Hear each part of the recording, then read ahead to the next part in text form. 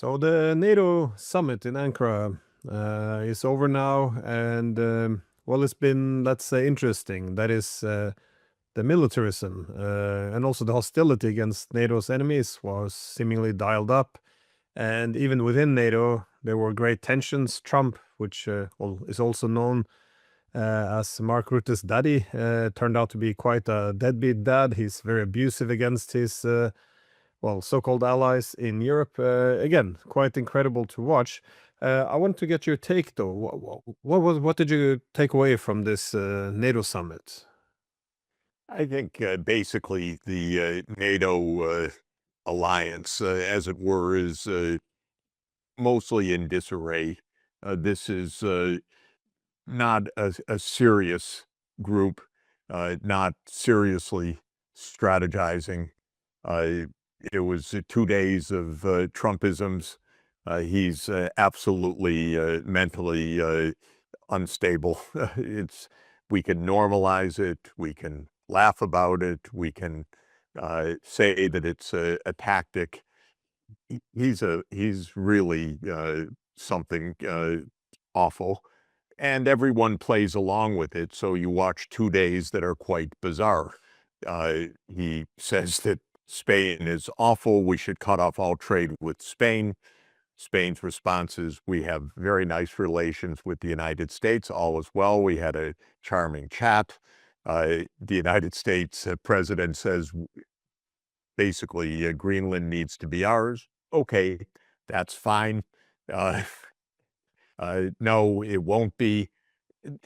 This is not really an alliance right now, and these are not meetings of serious people, I'm sorry to say.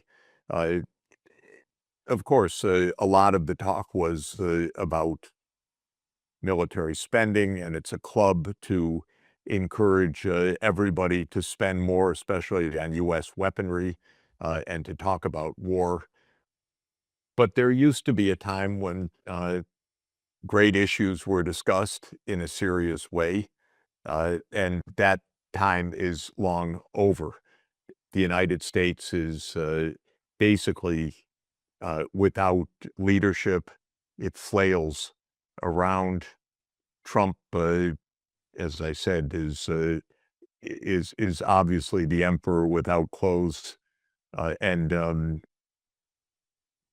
I would say that this is just bizarre life. Every day is something bizarre, and that's maybe Trump's survival tactic. Every day crowds out the day before, and now we're on to the renewed fighting in with Iran, and the NATO meeting will soon be forgotten. That's my basic take.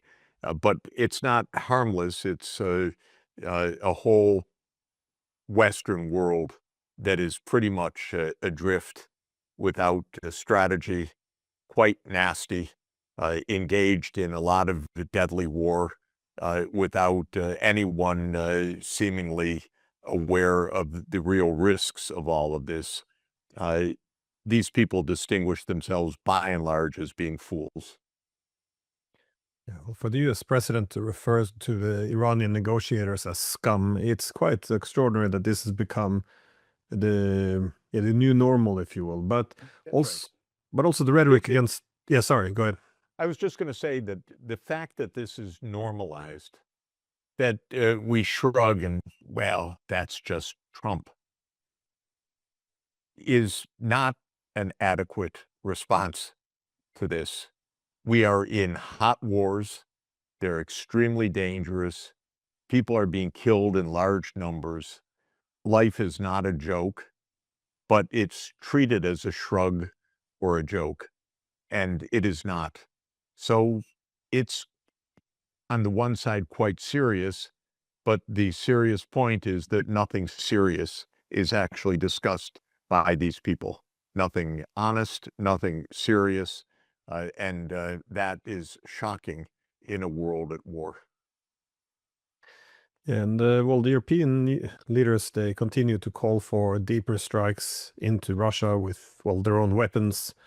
based on their own intelligence and targeting. And the objective is apparently to force the Russians to the negotiation table. But this is by European leaders who still, after 4.5 years, still boycott the diplomacy. So it's quite strange, and no one seemingly can call them out because nobody wants to be seen as being, pro-Russian by referring to objective reality. But now we see the American side as well. Marco Rubio argued that attacking Russia will help to advance peace.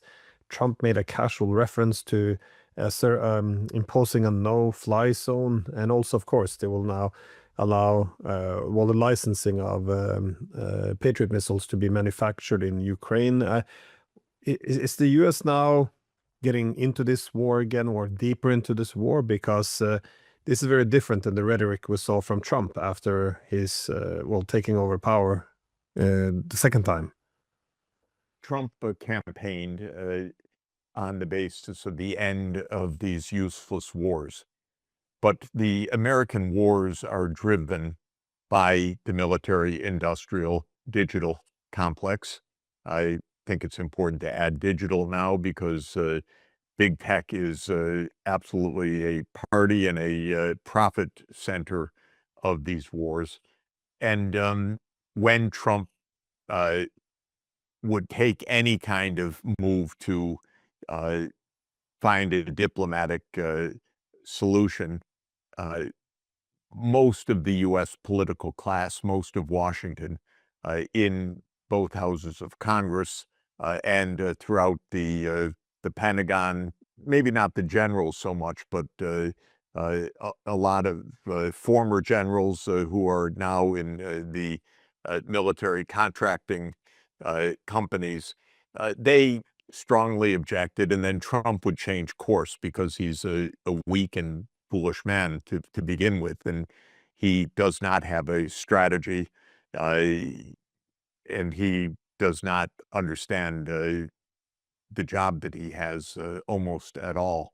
So I would say, Glenn, that you could say that there was a change of rhetoric because Trump thought it's just fine that the war is escalating. Yes, Trump said, whether it's meaningful or not, that Ukraine will be able to produce Patriot missile systems and so forth. But the truth is that rhetoric never went away in Washington. Trump seemed to be trying to chart a slightly different course, but it was always ineffectual. It was always bouncing around back to sanctions and deadlines and threats to Russia. So this latest round is not some kind of decisive turn of U.S. policy.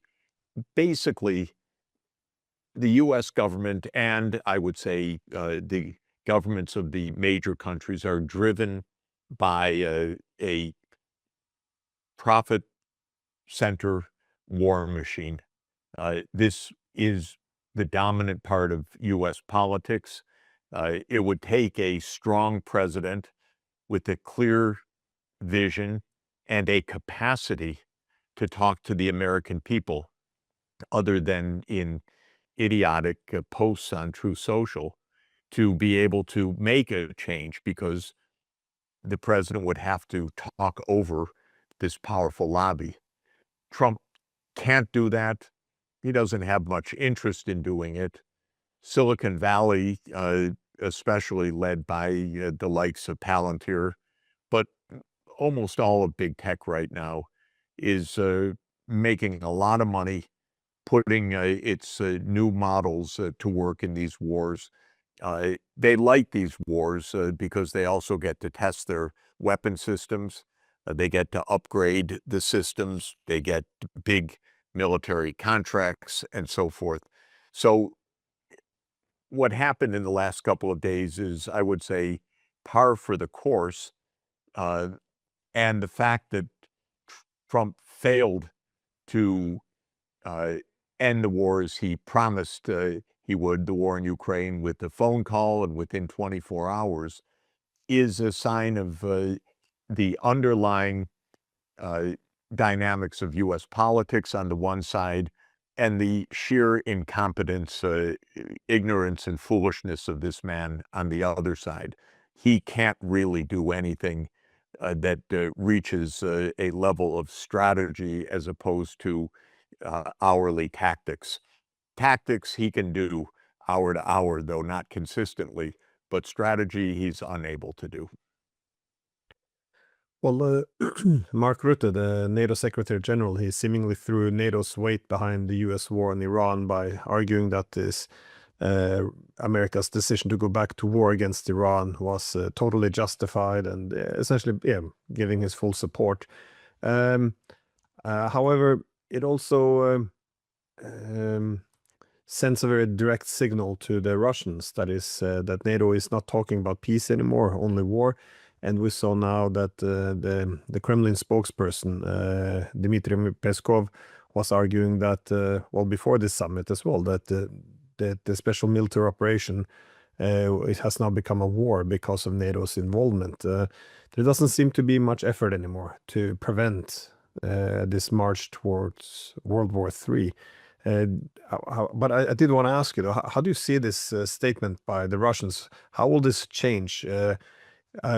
Are they simply, have they given up on the US diplomacy? Do they see it as a fraud like in Iran? Or how do you make sense of these new developments? I don't think anyone in the Russian leadership gives any heed whatsoever to the U.S. or to U.S. diplomacy. I think that they try not to antagonize Trump unnecessarily, but nobody in the Russian leadership is expecting Trump in any way to play a decisive or even an active role in stopping this war. That's over. I think they had some hope early on, but I think what's happened proves Putin's famous adage from a 2017 interview, when he famously said that he had by then worked with several presidents. They come into office with ideas, but then men in dark suits and blue ties and briefcases come and explain how the world really is to these presidents, and you never hear of those ideas again. So Putin had a lot of experience, and I've spoken to Russian leaders over the years. They have a lot of experience knowing that presidents come and go, but the U.S. security state, the military-industrial digital complex, is the deeper part of American policy. So I don't think that they ever absolutely were betting on the U.S. to resolve this conflict, but I think they were hoping that maybe Trump would do something, and I think that they put some effort into that the first year. But by already the end of 2025, I think they had really given up on this. And the statements that they're making now are basically, again, not to go out of their way to antagonize Trump, but on the other hand, are very clear to say, we're basically at war. We don't think diplomacy is going to solve anything. We're going to win this war. And I think Russia has largely already for years, but certainly now given up on the West, so-called, meaning the European Union, Britain, and the United States and Canada, and it views its future basically as a Eurasian future, and a future with other parts of the developing world as well. And my view is that that's essentially China's view. It's essentially Iran's view. It's essentially the view of most of Eurasia outside of Europe. And this is, I think, where we're heading, which is a Western world which is dug in to try to protect ancient and disappearing prerogatives and advantages that they don't have anymore. and the rest of the world saying, we don't expect anything from you except maybe war, and we'll meet that if necessary.